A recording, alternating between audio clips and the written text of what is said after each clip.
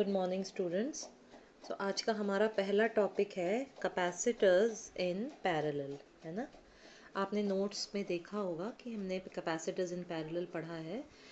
उसको मैं दोबारा अगर यहाँ पर एक बार आपके डायग्राम बना करके आपको दिखाऊं अगर, तो ये एक कैपेसिटर है। आपने पढ़ लिया है कि हम कैपेसिटर को दो पैरेलल लाइंस के साथ दिखाते हैं क्योंकि ये पैरेलल प्लेट कैपेसिटर है ना। ये मान लीजिए हमने 3 कैपेसिटर्स लिए इस तरह से एक के बाद एक, और ये पैरेलल में लगा दिए, ठीक है। और यहाँ पर हमने एक बैटरी भी लगानी है यहाँ पर, है ना। ये अब क्या होगा ये मैं आपको पूरा ये सर्किट समझाने की कोशिश करती हूँ। अब ध्यान दीजिए, ये बैटरी जो लंबी वाली लाइन है ना, आपको पता है ये पॉजिटिव बताता है सेल का और ये नेगेटिव छोटी लाइन बताती है, ठीक है। पॉजिटिव का मतलब होता है हाई पोटेंशियल और नेगेटिव का मतलब होता है लो पोटेंशियल, ठीक है। तो हाई पोटेंशियल से करंट जो है वो फ्लो करता है ना। करंट कहाँ से फ्लो करता है? हाई पोटेंशियल से, और सर्किट में घूमते हुए फिर बाहर निकलता है और लो पोटेंशियल में एंटर कर जाता है। यहाँ तक समझ आ रहा है? अब ये याद रखना कोई इतना मुश्किल नहीं है, क्योंकि नेचुरल फ्लो ने किसी भी चीज़ का हाई से लो की तरफ ही होता है।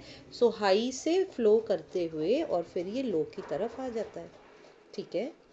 अब अगर आप इस पॉइंट पर ध्यान दें, इस पॉइंट पर, तो इस पॉइंट पर पहुंच के करंट को 3 रास्ते मिलते हैं जाने के, दिख रहा है। इस पॉइंट पर जब करंट पहुंचता है तो उसको आगे जाने के लिए एक, ये 2 और ये 3 रास्ते मिलते हैं। अब वो अपने आप को तोड़ता है ना। करंट डिवाइड होता है, अपने आप को तोड़ता है। यहाँ पर करंट जाता है मान लो I1, ठीक है। यहाँ दूसरे कैपेसिटर में जाता है मान लीजिए I2, और तीसरे कैपेसिटर में जाएगा मान लीजिए I3, ठीक है।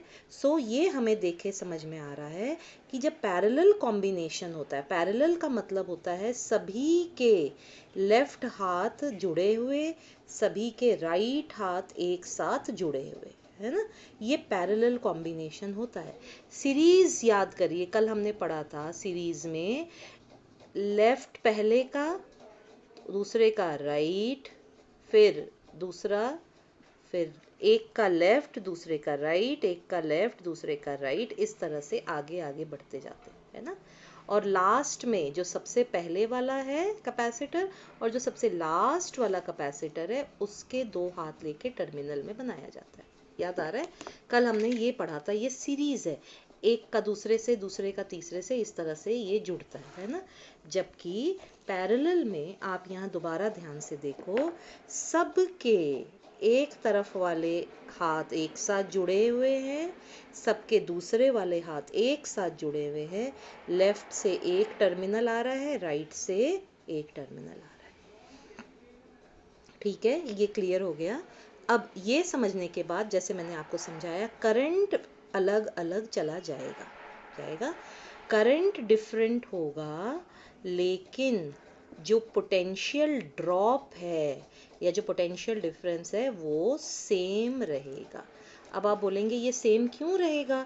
आप ध्यान दीजिए, अपने आप समझ में आएगा, इसको रटने की ज़रूरत नहीं है, यहाँ से समझ में आएगा कि मान लो ये है +10 और ये है -10, ठीक है। मान लो ये इधर इसकी ये पोटेंशियल्स है, ठीक है। यानी कि ये वाला हाथ, ये वाला हाथ, ये वाला हाथ, सभी का किसको जुड़ा है? +10 को जुड़ा है ना। और तभी यहाँ +10, यहाँ भी +10 और यहाँ भी +10 ही होगा कि नहीं होगा? इसी तरह ये वाला हाथ, ये वाला हाथ, ये वाला हाथ, सभी का किस में जुड़ा है? -10 में जुड़ा है। यानी सभी का यहाँ का पोटेंशियल -10, यहाँ -10, यहाँ भी -10। यानी हर एक कैपेसिटर में इस तरफ +10 है और इस तरफ -10। इसमें भी +10 और -10, इसमें भी +10 और यहाँ -10, यानी पोटेंशियल जो डिफरेंस आ रहा है दोनों एंड्स के बीच में, एक कैपेसिटर के दोनों सिरों के बीच में जो पोटेंशियल का डिफरेंस आ रहा है वो ऊपर से लेके नीचे तक कैसा रहेगा, सेम रहेगा, ठीक है। इसीलिए करंट डिफरेंट होता है पैरेलल में, लेकिन the potential difference remains the same. यहाँ तक क्लियर है। अब एक स्टेप और आगे चलेंगे और करंट के साथ डायरेक्ट प्रोपोर्शनैलिटी में होता है चार्ज। आपने 9th-10th में पढ़ा है कि करंट चार्ज पर डिपेंड करता है ना। जितना ज़्यादा चार्ज फ्लो करेगा उतना ज़्यादा करंट फ्लो करेगा, ठीक है। इसका मतलब अगर यहाँ करंट आई है और चार्ज को मैं ले लूँ Q, तो जब ये करंट इस पॉइंट पर आकर के 3 हिस्सों में बंटता है तो इसका मतलब चार्ज भी 3 हिस्सों में बटेगा, हाँ या ना, ठीक है।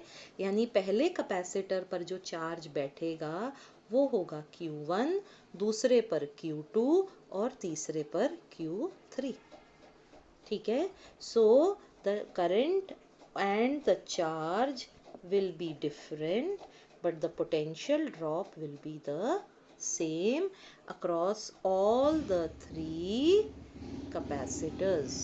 ये C1 पहला कैपेसिटर, C2 दूसरा और C3 तीसरा कैपेसिटर, इनके अक्रॉस करंट अलग अलग है, चार्ज का ड्रॉप अलग, चार्ज का डिपॉजिशन अलग है, चार्ज स्टोर अलग अलग है, लेकिन जो पोटेंशियल ड्रॉप है वो क्या रहेगा, सेम। यहाँ तक समझ आया। अब इस डायग्राम को दोबारा से बनाते हैं, थोड़ा चार्ज के हिसाब से फिर समझेंगे, ठीक है।